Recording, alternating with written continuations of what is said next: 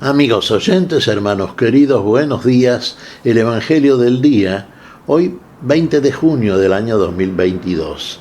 Aquí estamos Patricia y Miguel, este matrimonio cristiano, dispuestos a leer y comentar este Evangelio. Primero la lectura, Patricia. Lectura del Santo Evangelio según San Mateo, capítulo 7, versículos del 1 al 5. No juzguen para no ser juzgados, porque con el criterio con que ustedes juzguen, se los juzgará, y la medida con que midan se usará para ustedes. ¿Por qué te fijas en la paja que está en el ojo de tu hermano y no adviertes la viga que está en el tuyo? ¿Cómo puedes decirle a tu hermano, deja que te saque la paja de tu ojo, si hay una viga en el tuyo? Hipócrita, saca primero la viga de tu ojo y entonces verás claro para sacar la paja del ojo de tu hermano. Palabra del Señor. Gloria a ti, Señor Jesús.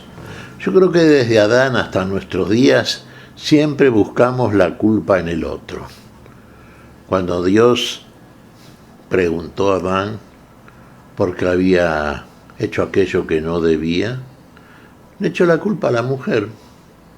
Y de paso le echó la culpa a Dios, la mujer que tú me diste. Él no vio culpa alguna en su conducta.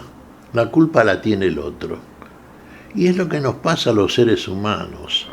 Generalmente tratamos de excusarnos acerca de juicios que formulamos, habitualmente no elogiosos respecto de conductas ajenas. Vemos en el otro culpas, faltas, que no advertimos que son las mismas que seguramente están habitando en nosotros mismos. Somos rápidos para juzgar. Somos muy rápidos para ver el defecto ajeno y hacerlo notar en la medida de lo posible, y cuanto más rápido mejor. Es un poco la forma que tenemos los seres humanos de usar un juicio para el cual no estamos autorizados ni capacitados.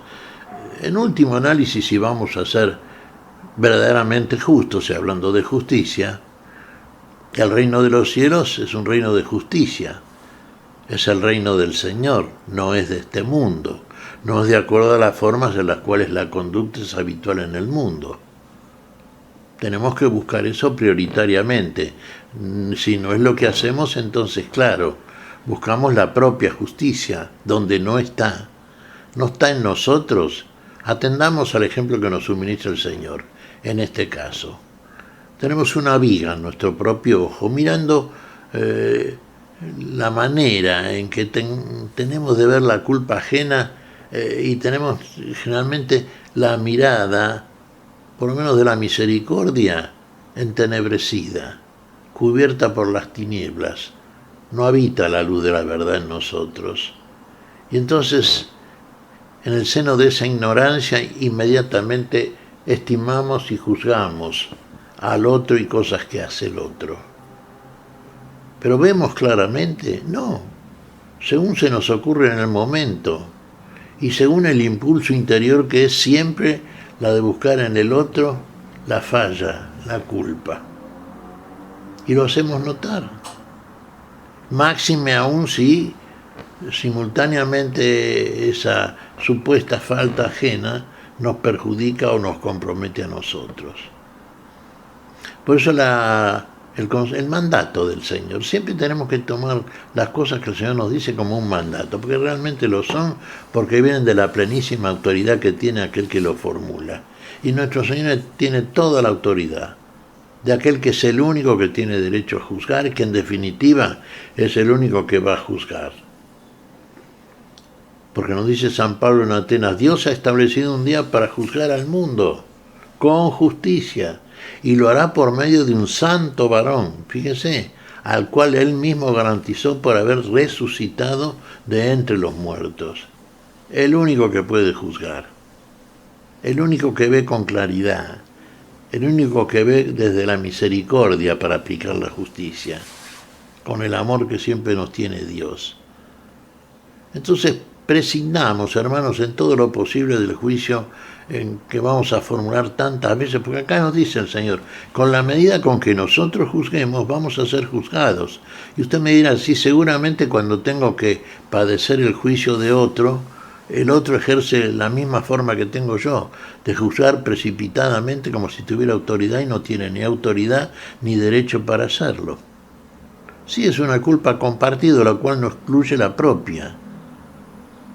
Y entonces quitemos la viga del propio ojo para que veamos la pequeña mota en el ojo del otro. Y así podríamos estimar, sin apelar al juicio, simplemente, quizá con una palabra de consejo, de orientación, de amor, con la ternura con que debe ser hecha y en una conversación que sea realmente amistosa, sí, a lo mejor hacer notar, pero no de una manera que tiene que ver con la fórmula de un juicio, sino una manera de conversar y de estimar cosas, y bueno, es la manera de corregir también, que debemos tener los cristianos desde la ternura y el amor con que formulamos siempre hacia el otro algo que le puede dar un beneficio. Lejos del juicio, hermanos, tomemos esto muy en cuenta, por algo el Señor lo dice, y en este sermón del monte que vamos viendo, donde todos los mandatos del Señor deben ser cumplidos, porque realmente proceden de la autoridad de quien tiene la sabiduría conforme a la justicia y al derecho, el único, el que finalmente nos ha de juzgar a todos. ¿Qué te parece, Patricia? Pues mira, Miguel, estaba reflexionando en esto, ¿no? En cierta ocasión, una profesora nos decía, vamos a hacer un juego, vamos a ver lo bueno que tiene el compañero, la compañera. Y van a decir lo que más me gusta de ti. Entonces, esto lo relaciono con el Evangelio, porque en la medida en que nosotros veamos lo bueno en la otra persona, en el hermano, o sea, vamos a ser capaces de crecer en el amor de Dios, porque Dios no nos juzga, no ve las cosas malas, siempre nos da lo bueno. Entonces, veamos lo bueno en las personas, como dice el Señor, no juzguemos. Solo a Él le toca juzgar, nosotros no. Nosotros tenemos que ver lo bueno, por gracia de Dios, de los otros. Sí, yo creo que realmente una vez que cuando vamos creciendo y madurando en nuestro camino cristiano, realmente comenzamos a ser inclusive menos reticentes en el elogio o la ponderación, sin entrar en la adulación, del otro cuando vemos en el otro algo meritorio, ¿no es cierto? Reparemos más bien en esto, que es acercamiento. Porque el juicio, y muchas veces dicho de una manera, uno diría, poco cortés, ¿no es cierto?, aunque sea una persona cercana, tiende a separar. Y todo lo que tiene a separar no tiene mucho que ver con el Señor, ¿eh?